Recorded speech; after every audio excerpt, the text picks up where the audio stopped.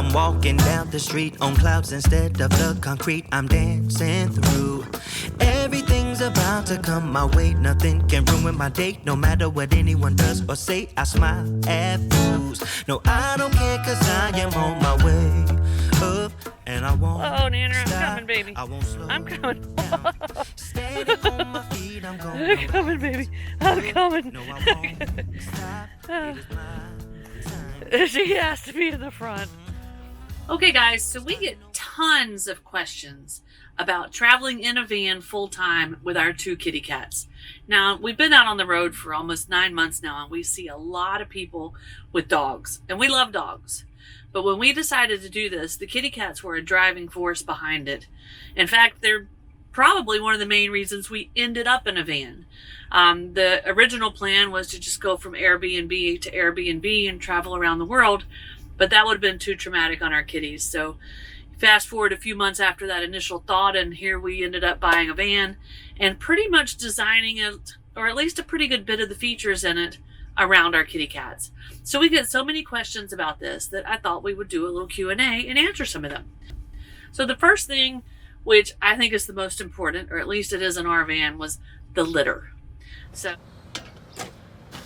we buy a big box of litter because it's cheaper, and we pour it in 2 old smaller litter containers because they fit in the waterproof area underneath our shower bench. Makes it pretty easy. And the kitties enjoy the show. So a lot of people are like, oh my gosh, you have a litter box in your van. It must smell horrible. And it doesn't. In fact, very rarely can you even tell. So there's a few things. When we designed the van, we built a specific location for the litter box. It's down low, it's close to our bathroom area, and it's a tight little area where the litter box just slides right in there really snug. We also have a rug that's cut to the right shape and sits right outside the litter box that catches the litter. Because if not, you're going to be sweeping all the time. So you want this little rug, which I'll put a link in the description for. And it does a great job. So we don't have litter scattered all over the van. There is usually litter on this rug, but that's easy enough just to hang out the door and shake it off. The next thing is, and we learned this the hard way, guys, you have to use non-scented litter. So we stopped at a Walmart early on in our journey, went in, bought some litter, and put it in the litter box. And within 30 minutes, we both were just dying from a headache. The smell of the scented litter took over the van. Such a small space, and ventilation's always an issue in a van. So unscented litter, one of the most important things I can tell you. And guys, you can't get lazy on the litter box. It's at least 1 scooping a day. Sometimes it can be 2, but you want to do that. And a way we deal with that makes it pretty easy is we take the little doggy poop bags and we just scoop the litter right into that, so we can tie the top up and just toss it in the trash. So you're not always looking for somewhere for the litter to dispose of it. You can literally do it while you're driving down the road and just secure it up in one of those little doggy poop bags, and it works really, really awesome. So the next thing is food. There's a couple of things about food. We have kibbles out all the time. And what I would tell you about that is you want it in a pretty heavy bowl, because if not, they're going to be able to knock it over, and that always makes a mess. And then the other one is when it comes to the wet food. And I'm going to let Curt chime in here, talk a little bit about the wet food and maybe the schedule of feeding cats wet food in the van. Yeah, guys, so there's really 2 primary reasons why I am committed to getting the cats wet food, at least in those areas where we can.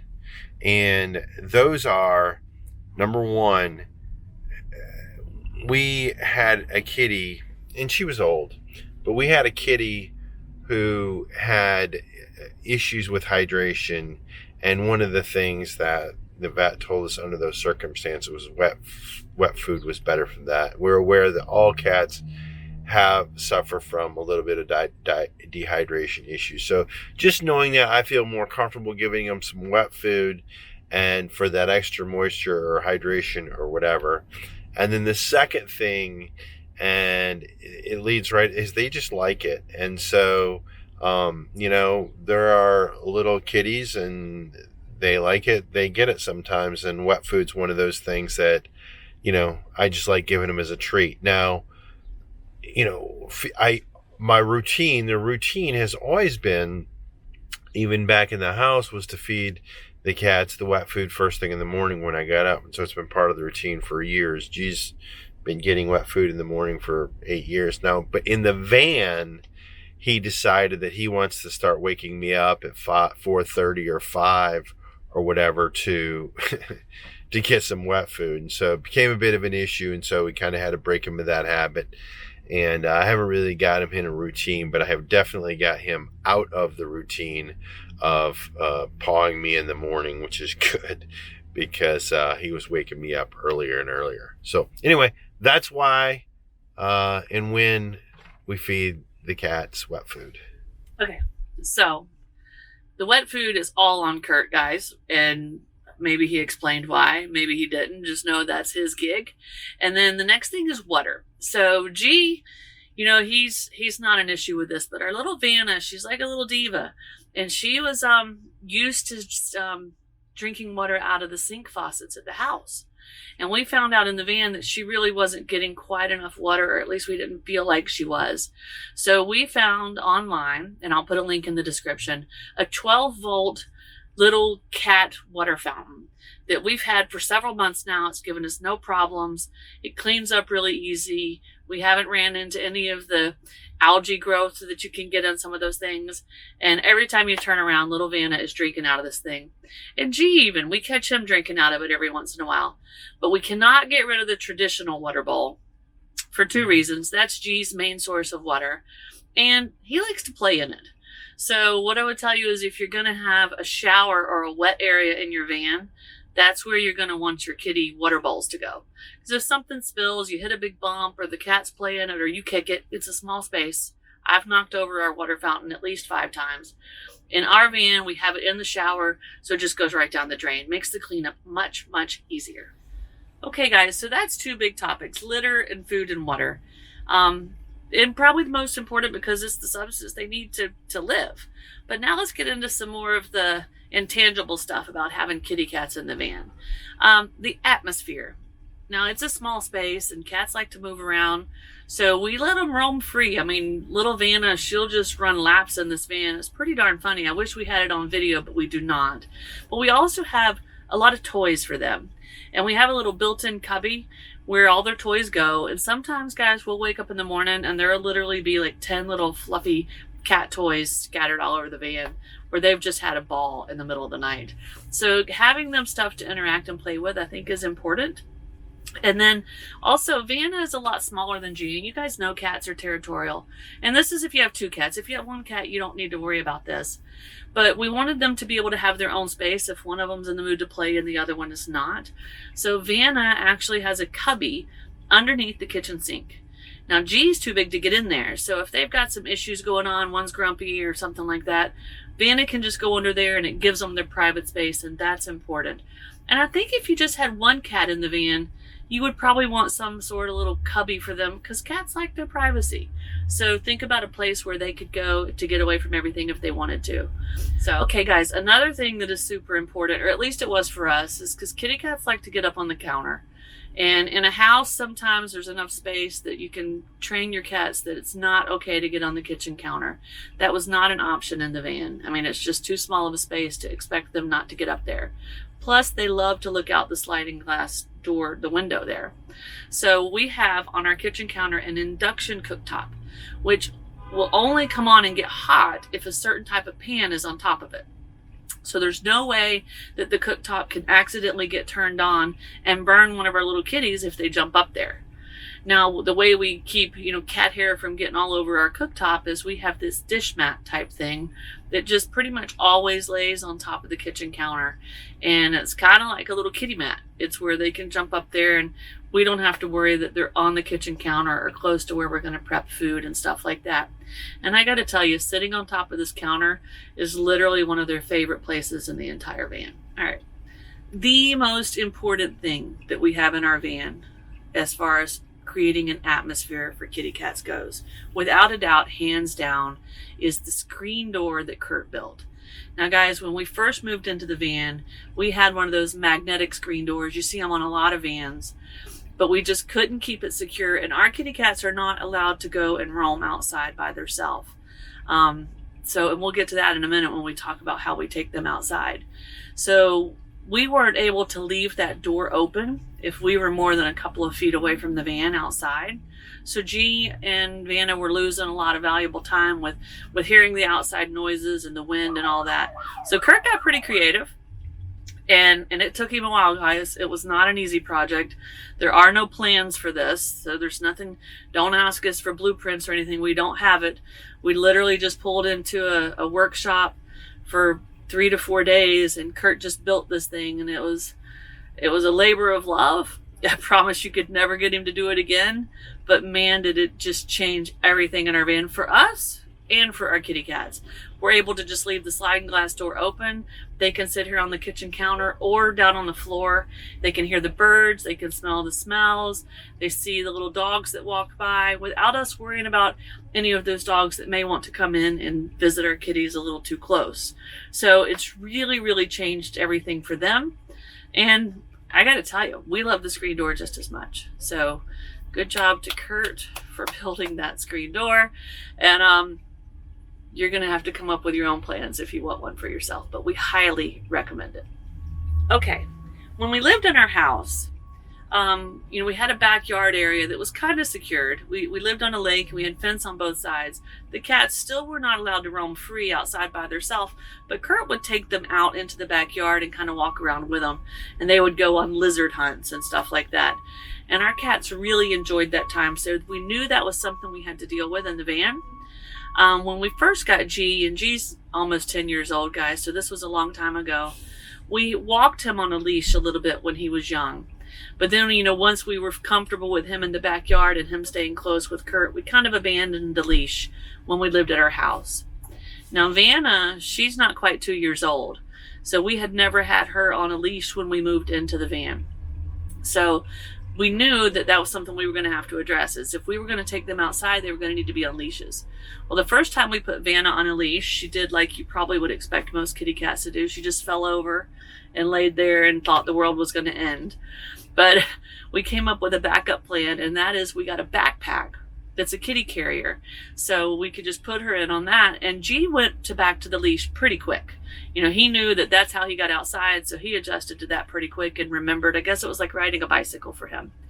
So it only took 1 or 2 times of us having Vanna in the backpack and walking G on the leash and her seeing that before she was like, let me out of this backpack and get me on one of those leash things. So I don't know if we got lucky with that, guys. I don't know what to tell you if you want to train your kitties to walk on leashes, but to be patient. And they may just fall over and lay there in the grass for a while, but if you sit out there with them eventually, I think they'll start to get it. But our kitties absolutely love their walk times. And I think Curt loves the walk times just as much. So here you go. Check out this. The fruit from this lucky day. Yeah, I am on my way up. I won't slow down. Yeah, I am on my way up. I won't slow down. I'm strolling down the street with all of my favorite songs on repeat. I'm dancing through. Everything's about to come my way, and I don't care if you spill coffee on me or if the sky is gray or blue. No, I don't care, 'cause I am on my way. Okay, another big concern, and this was with any pet, guys. This is with dogs and cats. So for us with the cats, was the climate, how to control the climate in the van. So, we had the luxury of building our own van and knowing we were going to have kitty cats in here. So we, not only just for us, but for our kitty cats, insulated the van very, very well. We knew that would help us with temperature control. We also have 2 max air fans, one here in the kitchen area right above my head, and then one back over the bed. So what we can do is we have one blowing air in and one sucking air out, and it just keeps a constant flow of air going through the van. Really, I forgot to tell y'all that part of our climate control plan is We have several 12-volt fans in the van that just help move the air a little bit more. 2 here over the kitchen and 2 more back in the bedroom. Really helps keep things cooled down in here. And then we have an air conditioner in our van. So if all else fails, we can, if we're going to be gone for the day on a hike or everything, we have really good window coverings that are very insulated. It was an expense, but again, it was for the kitties because we knew there would be times they would be in the van all day and we needed to make sure that the climate was okay. So we put all the window things up, we turned the fans on, and if we still have a concern that it might get too hot in the van while we're gone, we can turn on our air conditioner and just set it at a really high temperature so it only comes on if it really starts to get too warm in here for the kitties. On really, really hot times, the worst thing that can happen is we're going to come back to the van.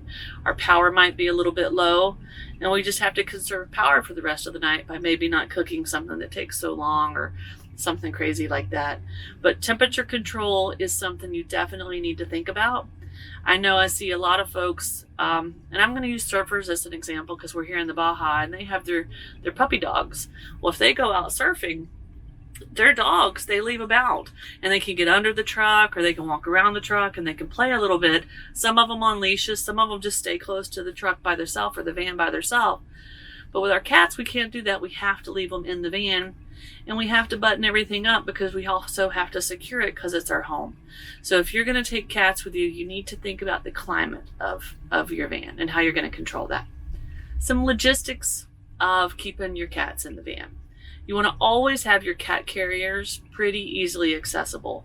One, if something goes wrong, heaven forbid you get into some sort of an accident or, one of the kitties gets sick and you need to go to an emergency vet, you always want to be able to get to those carriers pretty quick. You don't want them stored away too far. So for us, we keep them right here under our mattress. So if we need to get to them quick, it's as easy as lift up the mattress, pull them out, boom, put the kitties in and we're good. You're going to need your carriers if you need to take them to the vet. At a lot of border crossings, you just want to go ahead and put them in there just in case the border patrol people want to come into the van. Everything's secure. And then if you got a flat tire or you're getting some work done on your van, there's a pretty good chance you're going to have to take the kitties out with you. So you need to be prepared for that. So good quality kitty carriers, easily accessible. And then the health paperwork, if you're going international like us, if you are staying in the States, this is not near as big of a deal. But you need to be prepared for border crossings. And each country is going to have different requirements. Now, I don't pretend to be an expert. We've only crossed one border with our kitty cats. We were lucky it went very smooth. But I will tell you there is an unlimited amount of information of this on the internet. So you can just Google search it. There's a Facebook travel page for animals. There's just tons of information. So, and then from everything you read, it's just be patient. Just know that crossing the border with a pet is going to take, you're just going to add a few hours to your border crossing. You want to start planning that about a month ahead of time in case you need to get new shots, or you're probably going to have to swing by a vet that understands border crossings. But as you get close to borders, that's going to be easier to find. And that's an international thing. So we're going to tackle that as we come to it, but we see so many people doing it. It's not a concern other than educating ourselves on each different country as we get closer to it. We have heard that some countries make it extremely hard. We just won't go to those countries. If they're going to tell us we can't bring our cats in, we won't go. Some fun facts about this is me and Curt talk all the time.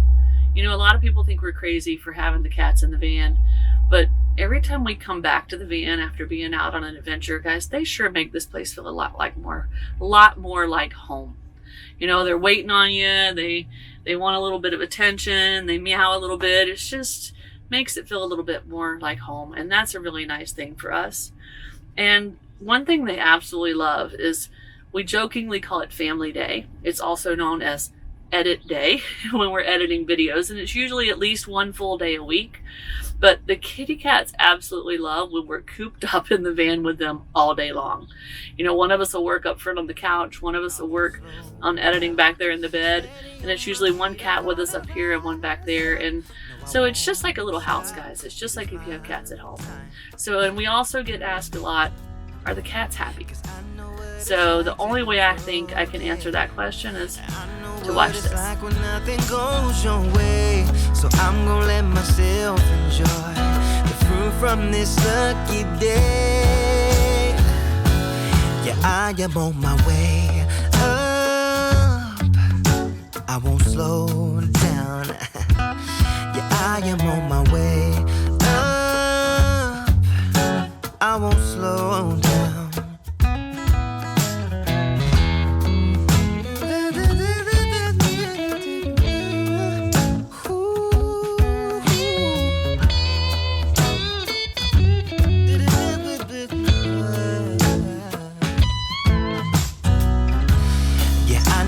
It's like to be broken, and I know what it's like when nothing goes your way. So I'm just gonna let myself enjoy the fruit from this lucky day. Yeah, I am on my way up. I won't slow down, 'cause I am on my way up. I won't slow down. Yeah, I am on my way. If you like this video, be sure to hit the like button, subscribe to our channel, and hit the notification bell. If you want to help support our videos, be sure to check out our Patreon page, where you can join the journey and see some behind-the-scenes action. Thanks for joining us, and we'll see you guys in a few days.